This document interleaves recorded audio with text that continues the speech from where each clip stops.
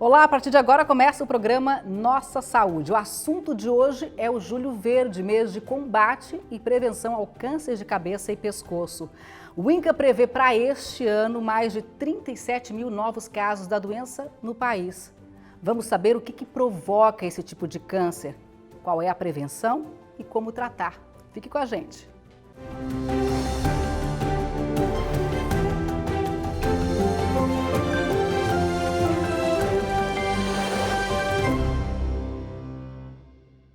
E para falar sobre o câncer de cabeça e pescoço, nós vamos receber aqui no nosso programa o Dr. Gilberto Vaz Teixeira, Dr. Felipe Borba. Os dois são cirurgião de cabeça e pescoço.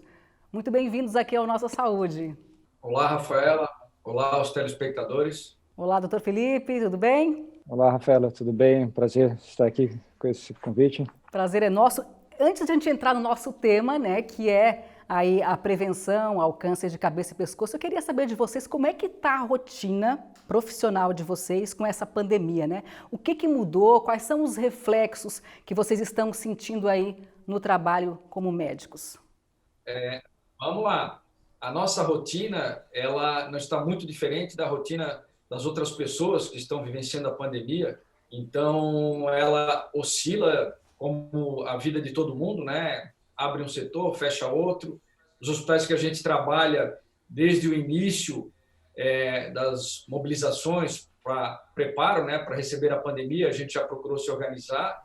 Então, fizemos várias reuniões, simulações, adequações, e no começo foi relativamente tranquilo. Agora é que a gente está vivenciando um aumento do número de casos, e esse aumento não é só na estatística que a gente vê na televisão, é no nosso dia a dia, nos hospitais, nos ambulatórios. E, graças a Deus, a princípio, né, tanto no serviço público quanto no privado, a gente procurou se preparar para isso. Foram adquiridos EPIs, que seriam equipamentos de proteção individual, e a gente acaba tendo uma oscilação no fluxo de pacientes. Obviamente, os pacientes também estão um pouco temerários e, de certa forma, cumprindo, né, as regras de isolamento, e a gente está procurando prestar o atendimento e não deixar, né, sem assistência os pacientes que têm casos mais críticos, principalmente a doença oncológica, que seria a nossa área, em que a gente está priorizando esses casos. Mas a gente sabe que, por mais que a gente priorize, acaba tendo uma queda, né, no nível de atendimento, e isso aí, de certa forma, preocupa um pouco. Agora, com relação ao nosso dia a dia, não tem como, né? A gente faz o nosso trabalho essencial que a gente precisa fazer, depois a gente retorna e cumpre o nosso isolamento domiciliar junto com a nossa família. E isso aí, de certa forma, teve impacto de pelo menos aí 50% na nossa atividade física, a nossa atividade profissional diária. Doutor Felipe, como é que está para você também? Certamente tiveram bastante mudanças, né? Certamente. As mudanças assim, que mais perceptíveis, né, e que talvez até me preocupe nesse momento, seriam dos pacientes que têm muito receio em vir buscar o atendimento médico, né, e que possam vir retardar um possível diagnóstico ou tratamento. Esse talvez seja um receio maior que a gente tenha mais no futuro. O que a gente vê hoje, né, é que teve uma queda assim, no movimento, dos atendimentos, uma procura pelas diversas doenças, né, extra a doença atual que a gente vê, da Covid-19, mas esse é o grande receio que a gente tem para frente, né. A gente vive a nossa rotina de uma maneira quase de uma maneira impactada por tudo que está acontecendo, com a vinda ao nosso trabalho normal, uma redução dos números de atendimentos. Alguns hospitais a gente tem rotinas mudadas semanalmente. Às vezes a gente está com um problema agora no momento da falta de alguns insumos para anestesia, que são utilizados nas UTIs dos pacientes que estão em respiradores. Então a gente tem toda essa questão de semana para semana a gente acaba mudando a nossa rotina, né? Do ponto de vista dos pacientes, o que demanda, o que chega, e nosso trabalho basicamente continua sendo o mesmo. O tratamento a gente continua prestando, principalmente quando a gente fala em câncer, que a gente não pode parar. Então a gente continua dando andamento ao tratamento, só que de uma maneira meio enviesado muitas vezes. Sim, é um momento bastante desafiador, com muitas mudanças para todo mundo. Agora, quando a gente fala de câncer, a gente fala que é uma doença que, quanto mais você espera para um tratamento, para um diagnóstico, pior é a chance de cura. Então, né, a gente não tem como esperar muito. E aí, como é que faz, então, para o paciente que realmente precisa, né, desse tratamento e desse tratamento já? Qual é a orientação, né? De repente, deixar um pouco o medo de lado e realmente encarar essa doença que ela hoje, no momento, é a mais importante para essa pessoa que está com câncer? Qual seria a orientação de vocês? Para nós, é extremamente importante que o paciente nos procure nos primeiros sinais e sintomas da doença. Isso faz a diferença, né, para o sucesso do tratamento e para a diminuição das sequelas. Isso é óbvio. A gente acaba vivenciando aí no sistema que agora, nas últimas semanas, está tendo um retardo nesse acesso do paciente ao sistema de saúde, mesmo para o oncológico. O CEPOM, ele disponibiliza linha telefônica em que nós temos profissionais de plantão aguardando para resolver qualquer dúvida, tanto dos nossos clientes, quanto por conta de alguma demanda da rede pública de saúde, porque em eles recebendo o paciente e algum profissional detectando a urgência ou a necessidade, eles podem entrar em contato com o CEPOM via telefone, passar o caso, a gente faz uma pré-triagem, já avalia e dá andamento no que for necessário. Então, a gente criou essa abertura, prevendo, né, que em alguns casos específicos, a gente pudesse receber esse paciente, mesmo que ele tenha alguma dificuldade, né, para acessar o sistema de uma forma mais rápida e mais efetiva.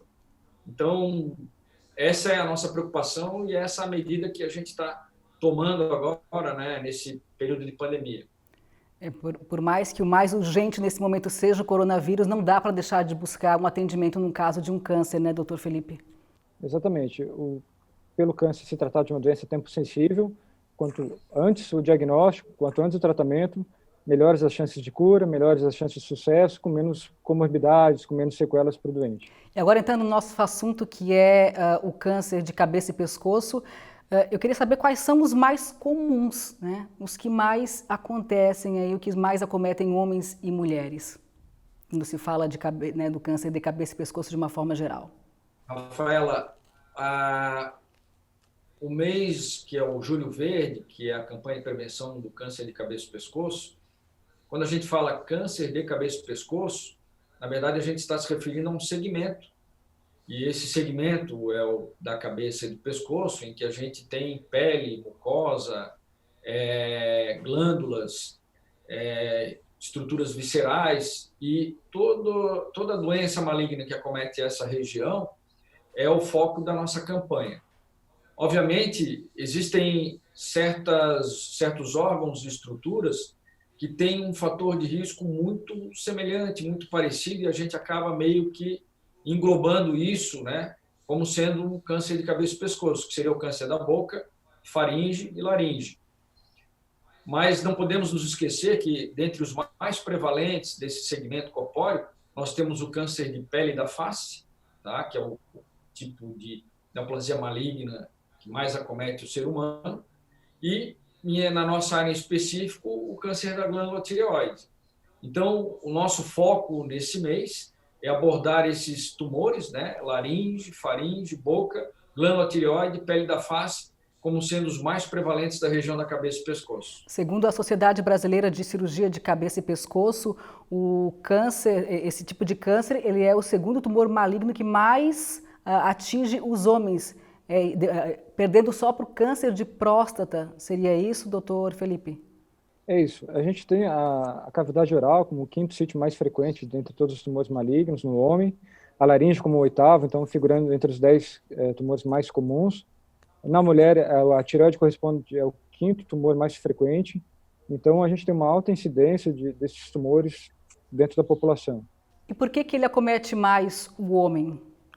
Quais são os fatores de risco? O homem, se a gente separar, né, o câncer da glândula tireoide comete mais o sexo feminino.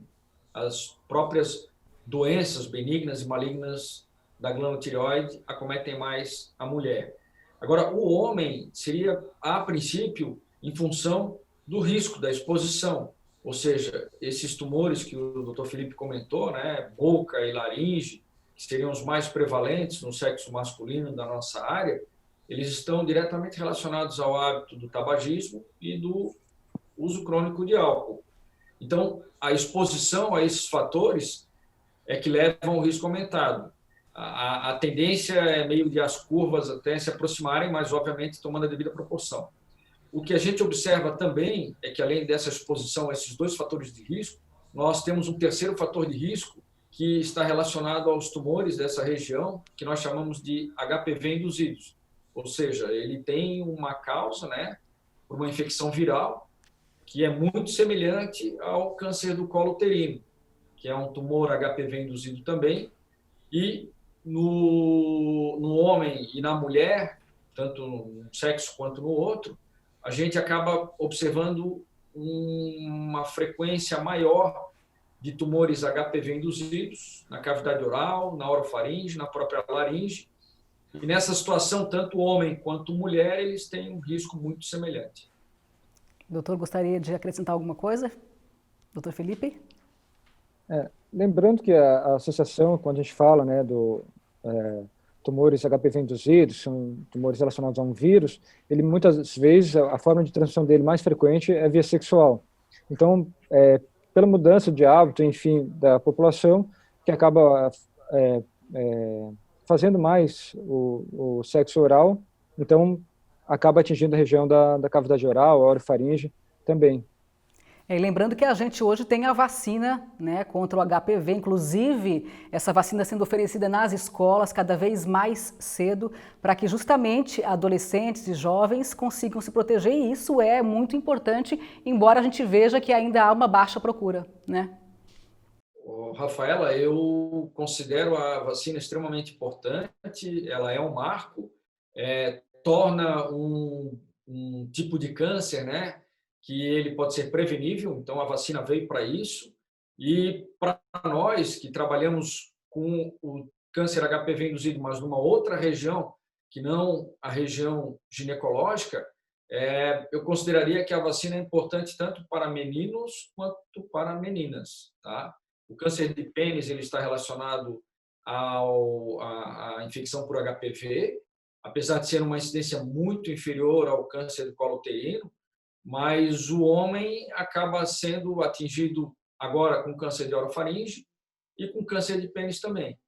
Então, para nós, da sociedade brasileira, a gente vê que tanto a prevenção, né, com o uso de vacina para mulheres e para homens, ela torna-se extremamente importante.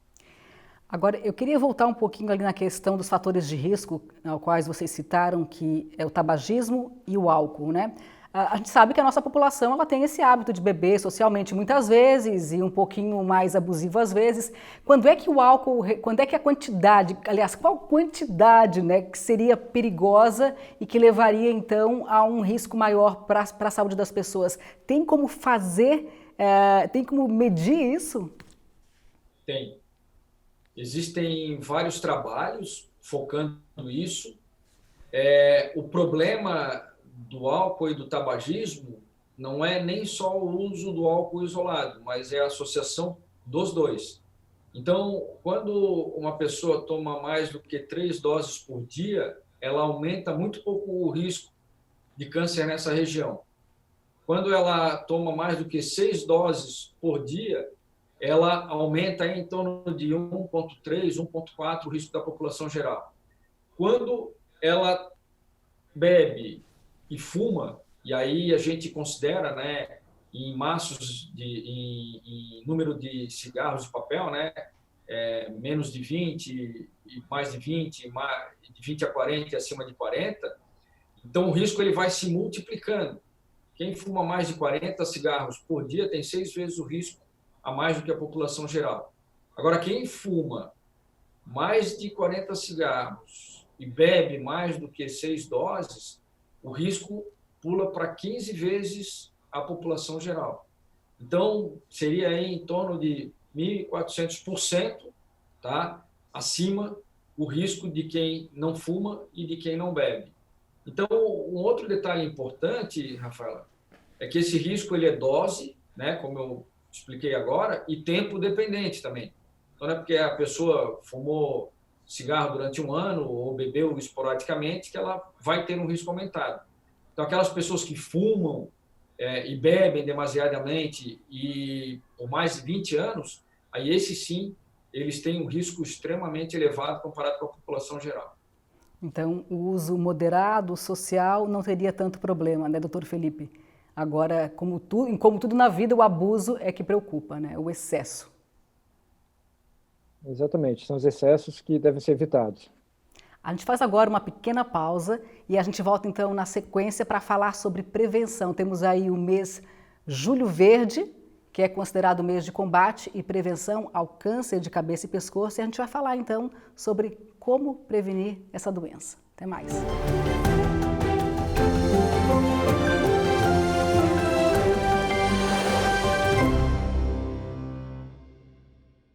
Estamos de volta e continuamos então o nosso bate-papo hoje sobre câncer de cabeça e pescoço.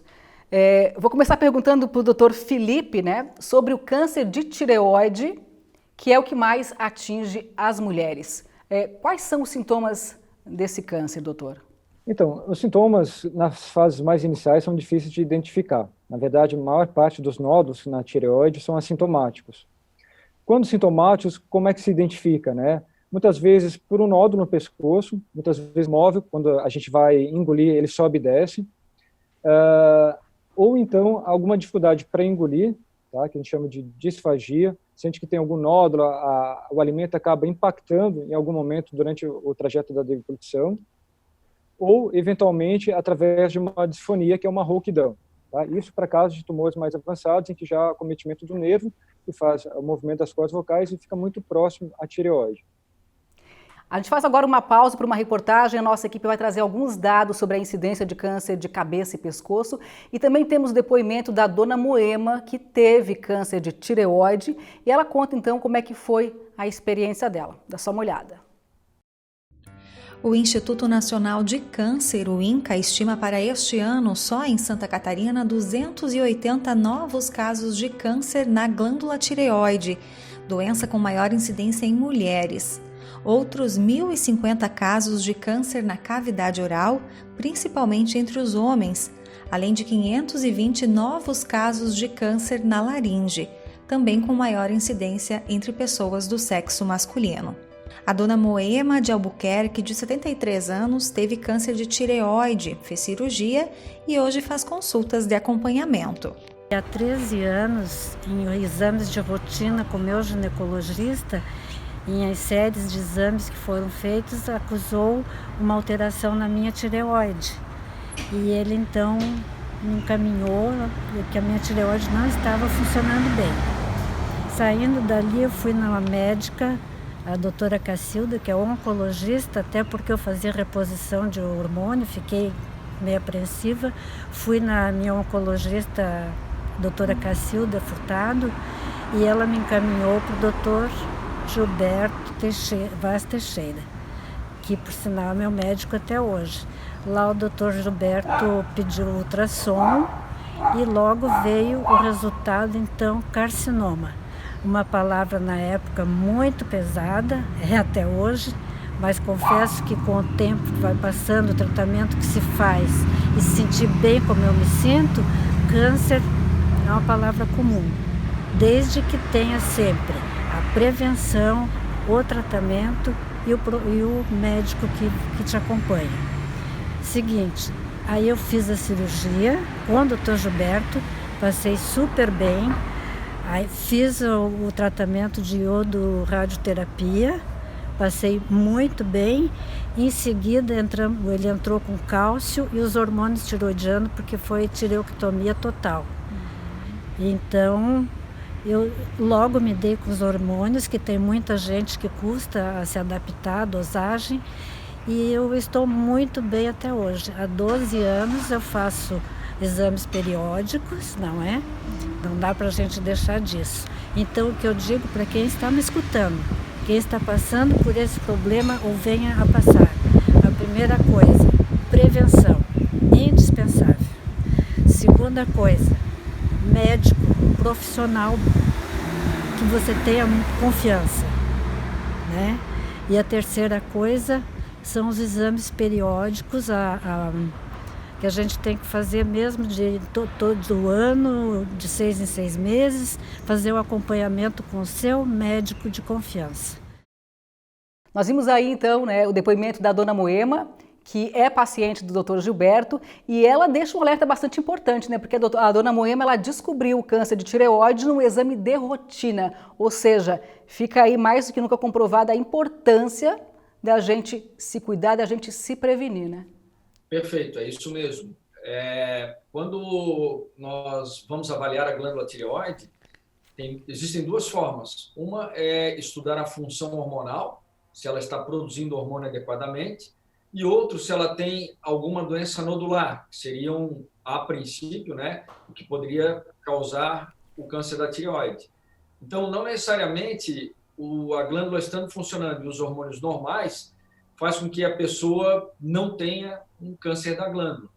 Então, hoje em dia, o exame de ultrassom ele é muito disseminado, ele é utilizado para exame de rotina, para se avaliar as artérias do pescoço, para ver se tem alguma aterosclerose ou algum grau de obstrução. E nisso, o ultrassonografista ele acaba avaliando a glândula tireoide e aí ele detecta se existe algum nódulo ou não. Então, como o próprio Dr. Felipe comentou antes, o paciente ele pode não ter sintomas, ele pode não perceber nenhum nódulo na região do pescoço, mas ele tem um câncer na glândula tireoide. Questiona-se se isso aí, né, aumentaria muito o número de diagnóstico desse tipo de doença. Na verdade, para nós, o importante é receber o cliente, que nem a dona Moema nos procurou, com um tumor numa fase bem inicial, em que a gente considera como sendo uma fase subclínica, ela ainda não tem o tumor visível, não teve um tamanho que fizesse com que ele possa, né, ser considerado como já um tumor avançado. Então, a chance de cura é muito maior, a chance dela ter uma sequela da doença é pequena. Esse é o momento ideal para a gente poder tratar e curar esse tipo de câncer, que é o câncer de tireoide.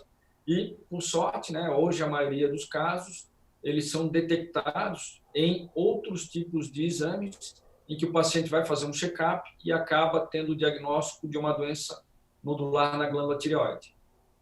Agora, pelo que vocês observam no dia a dia de vocês, no consultório, a maior parte das pessoas consegue detectar o câncer precocemente ou ainda há uma espera, elas sentem alguns sintomas, mas deixam para lá e procuram o médico tardiamente? Como é que vocês veem isso? Então, isso no âmbito público, a gente percebe que os pacientes chegam com um diagnóstico mais avançado. São feridas que não cicatrizam, tumores em um estadio mais avançado, muitas vezes relacionada à dificuldade no acesso à saúde pública. No âmbito privado, a gente tem uma inversão. A gente atende, de maneira geral, os pacientes com doenças assintomáticas ou pouco sintomáticas, em estadios mais iniciais. A mulher é mais preocupada com a sua saúde, com tudo. E o homem, ele, com relação à saúde, eu não vou dizer que ele seja desleixado, mas, de certa forma, isso é algo que não impacta tanto para o sexo masculino. Então, o que é que acontece? Os tumores que têm uma prevalência maior no homem, eles, com certeza, independente, né, do serviço, se é público ou privado, eles acabam vindo para nós, né, nos procurando já num estágio mais avançado, que é o que a gente vê com câncer de boca, câncer de laringe.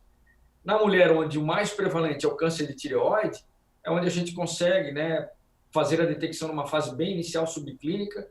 Então, essa diferença entre sexos e prevalência de tumores no masculino e no feminino é real. As mulheres são muito mais preocupadas, qualquer lesão inicial, elas já procuram ou o dentista ou o próprio médico, quando fala-se em cavidade oral ou própria laringe, e a glândula tireoide é o maior exemplo. E o sexo masculino, infelizmente, a gente tem o movimento, né, inverso. Infelizmente, porque aí, como vocês mesmos falaram, quanto mais tardiamente você detecta o câncer, mais difícil é curar, mais difícil é tratar, e sem contar as sequelas. Muitas vezes trata, mas as pessoas ficam com sequelas, né? Vocês poderiam falar sobre algumas delas para a gente? Então, as sequelas a gente pode dividir por região, né?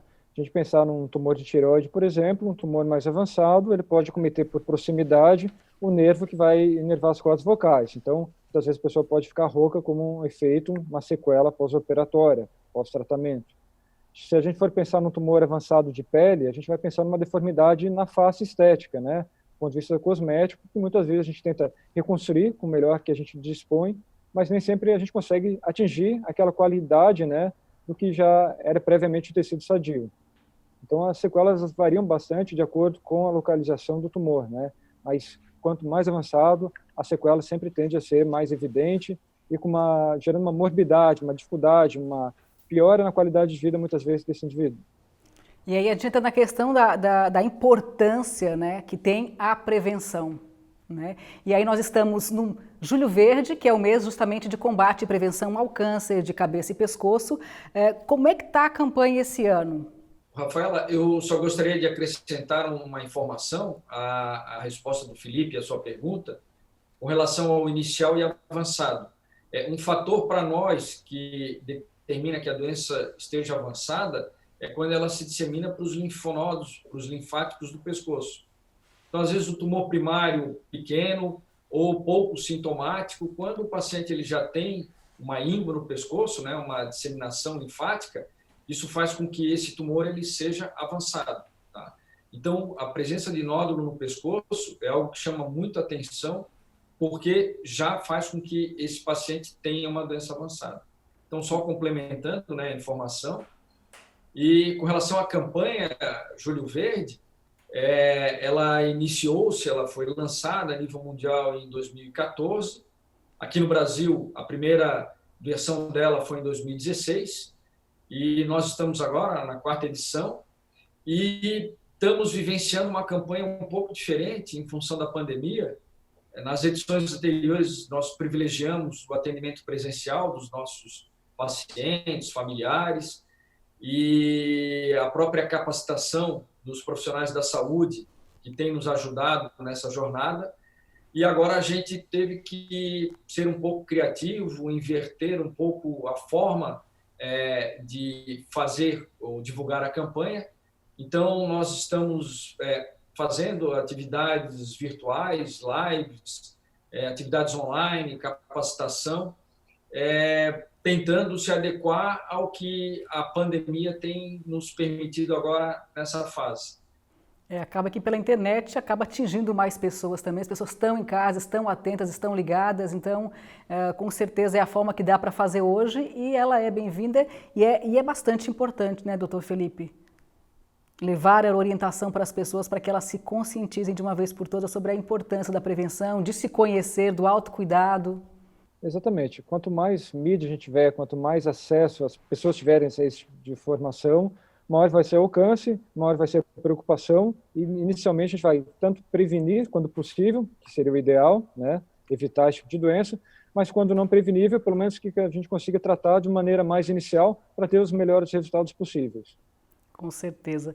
O nosso tempo, infelizmente, está terminando e eu queria que cada um de vocês deixasse aí um recado, deixasse uma mensagem para os nossos telespectadores, focando aí nesse mês, né, que é o mês de, como a gente já falou aqui, e a gente reforça, de combate ao câncer de cabeça e pescoço. Eu gostaria de agradecer a oportunidade, Rafaela. Os meios de comunicação são extremamente importantes para que a gente possa divulgar a campanha. O recado que a gente gostaria de dar é que essa campanha é uma campanha de um mês, mas a nossa jornada é uma jornada do ano inteiro. Então, não existe verão, inverno. E o objetivo é que a gente conscientize as pessoas do grupo de risco, como a gente comentou inicialmente, pessoas expostas aos fatores de risco, tabagismo, etilismo, HPV, exposição solar demasiada, e que essas pessoas, caso percebam algum sintoma na região da boca, faringe, laringe, pescoço, por aí afora, procurem um tratamento que pode ser desde a rede de atenção básica à saúde, no posto de saúde, até o profissional especializado.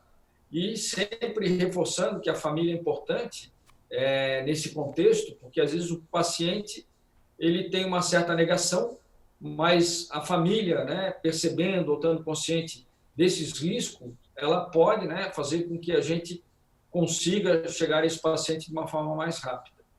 E apesar da gente ter essa pandemia agora, nessa fase, o objetivo é que a gente, além de esclarecer a comunidade, a população, também, né, esclareça e faça uma capacitação dos profissionais da saúde, que são nossos parceiros, odontólogos, enfermeiros, fonoaudiólogos, todos os que atendem os pacientes. E é fundamental essa união de forças, né? Doutor Felipe, a sua mensagem? Agradecer o convite e deixar como uma dica para a população de maneira geral, né? Então, feridas na boca que não cicatrizam em 2 a 3 semanas, linfonodos, as ínguas do pescoço, sem melhora em 2 a 3 semanas, como uma média, ou alterações na voz com padrão progressivo, uma rouquidão que não tem melhora também mais ou menos nesse período, que é o período geralmente inflamatório, a gente deve procurar um especialista, né, a rede de atenção à saúde, para buscar de uma forma mais precoce identificar uma possível lesão o mais breve possível. É isso aí, investir sempre na prevenção para evitar problemas maiores. A vocês dois, o nosso muito obrigada pela participação aqui e por tantas informações importantes, né? Um abraço e um bom trabalho para vocês, muito sucesso! E assim então a gente vai encerrando o programa Nossa Saúde de hoje. A você, muito obrigada pela audiência e até uma próxima.